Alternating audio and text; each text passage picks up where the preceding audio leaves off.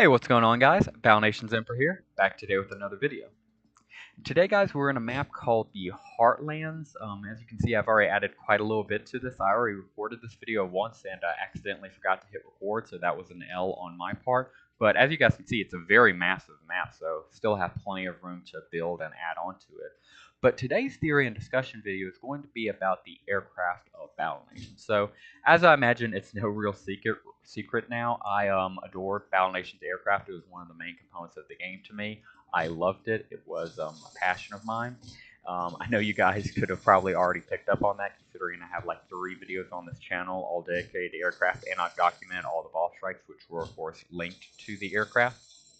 So, for anybody who might be new or just wants a simple refresher, Battle Nation's aircraft was unique in the fact that Battle Nation was a strictly land-based game. It only focused on land, and its last major update, it would try to expand on this. It would go into sea, and we would see a little bit of that, but not too terribly much of this. Unfortunately, it would be the last major update Battle Nations would get before getting, shut down by King after being bought out. After King bought out Z2, the parent company of Battle Nations.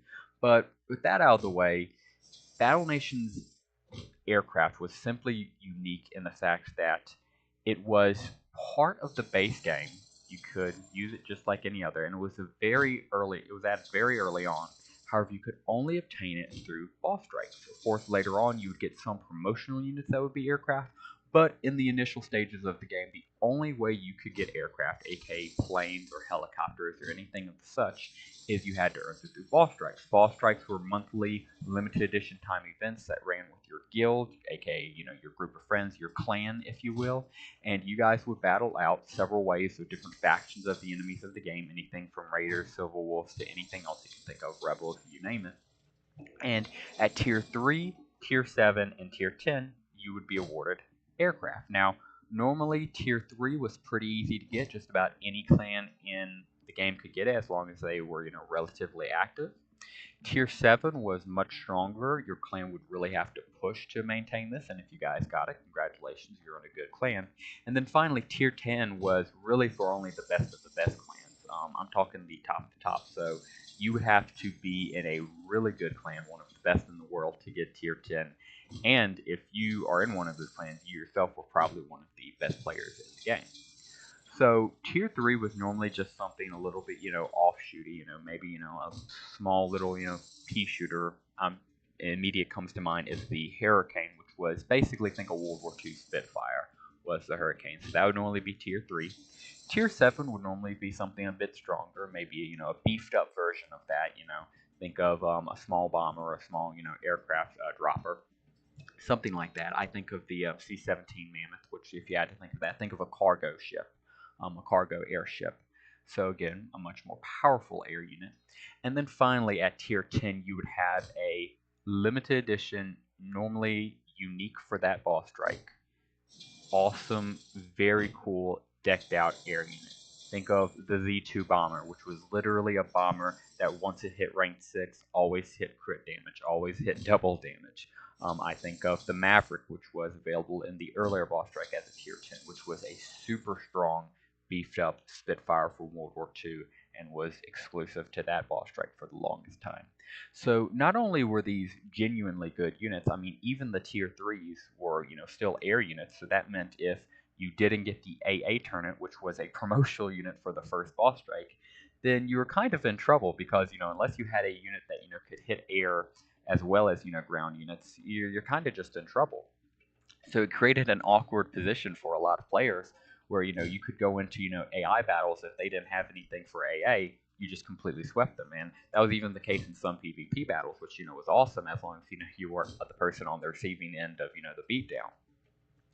But probably the number one thing that most players loved about these aircraft, at least the players I talked to, was the trophy factor of it, the specialty factor of it. Let's go back to that Maverick. That Maverick was the tier 10 for the first boss strike. If you had it, you were considered a cool guy. It showed that not only had you been around since the first boss strike, you were so good at the time of the first boss strike that you literally completed all 10 waves and got the Maverick that everybody so desperately wanted. It was just as much of a trophy as it was useful, if not more of a trophy than being useful for higher up players. This, I would say, was the peak of aircraft, in my opinion, at the very least. This was when we hit kind of the magna opus, when aircraft was being released every month for every new ball strike. All of the aircraft was limited edition, and it had such an aura to it. Even if you just had tier 3 aircraft, you would consider it cool because, well, you have a limited edition aircraft. Nobody else in the game, who hasn't gone through these ball strike has aircraft, and it just made you look so unbelievably cool. So I would say, in my personal opinion, this was the peak of aircraft. I would say if I had to put it down to a more specific ball strike, that would be a bit tougher. But if I had to throw a number out there, I'd say ball strike 10. Dr. Royalga's ancient tech strike. He was a Silver Wolf scientist, and for his tier 10, he had a flying Dexter fragment. So this was unique in the factor that all of their previous tier 10 units had been, normally beefed up aircraft. So like real life aircraft, just that looks super strong and super cool. But in this case, it was literally one of the in-game units, so the Dexter fragment that you could get, from the base campaign, but it had wings on it. It was the flying Dexter fragment. It had 3 attacks, all of which were extremely strong, and it was just such a power move to have it. I mean, if you had it, again, not only were you cool, but you had one of the base units from the game just in flying form. So it was such a unbelievably cool trophy. I remember people at the time were extremely excited, thinking that this was, of course, going to be an indicator for the future.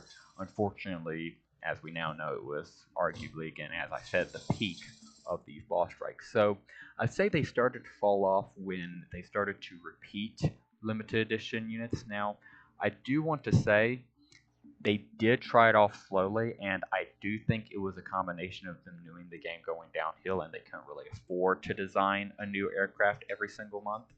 But again, I personally feel it, kind of, took it out for a lot of people. The biggest uproar I remember is when they reused the Maverick, the previous tier 10. I knew a lot of players, at least in my guild, who were obsessed with the aircraft factor of the game. They loved the limited edition feel of those units.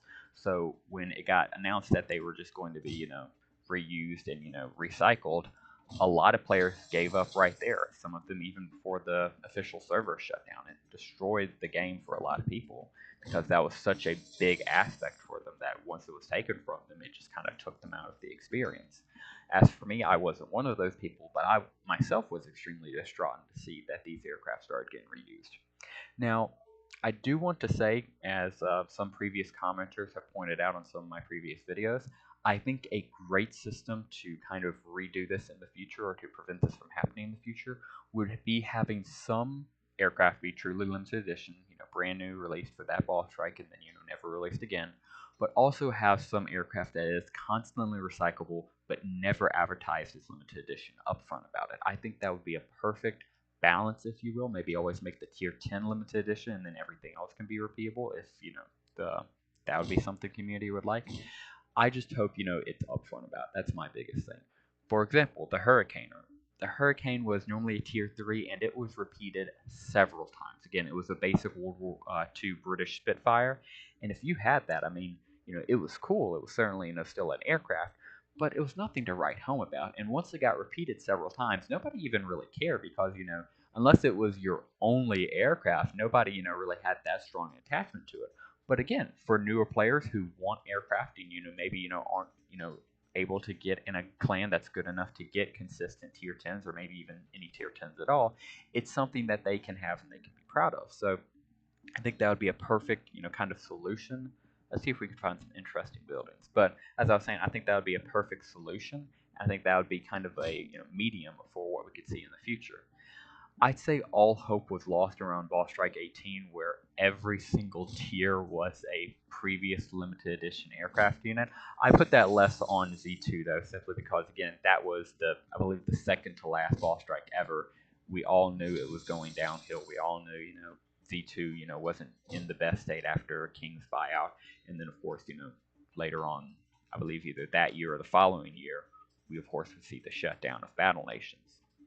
So question becomes, what was aircraft's purpose and how do we want to see it in the future?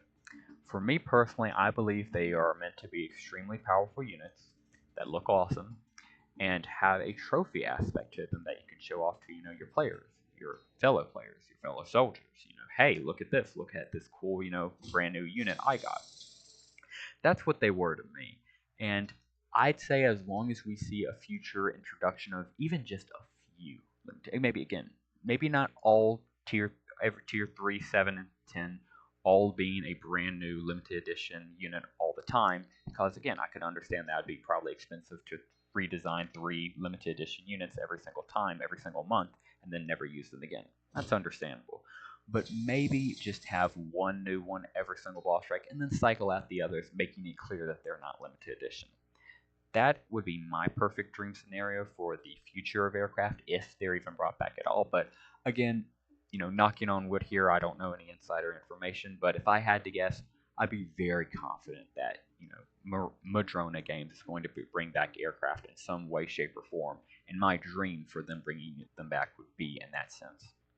But of course, I'd love to hear what you guys want. Did you guys like aircraft? Did you like them being limited edition? Did you not like them being limited edition? If they are to be brought back in the revival of Battle Nations, how would you like to see them implemented? Would you like to see all of them be limited edition, none of them be limited edition, or maybe even some mix like I've stated here? But without any further ado, that will truly do it for us today, guys. Again, please leave your thoughts down below on aircraft and any requests you might have for future videos. I love replying to you guys in the comments down below, and I love taking requests from the channel. Anything you guys would want Battle Nations related, I can certainly make. So, if you enjoyed today's video, please drop a like down below and subscribe to the channel if you are new. And that will do it for us today, guys. Thank you very much for watching, and as always, have a great rest of your day.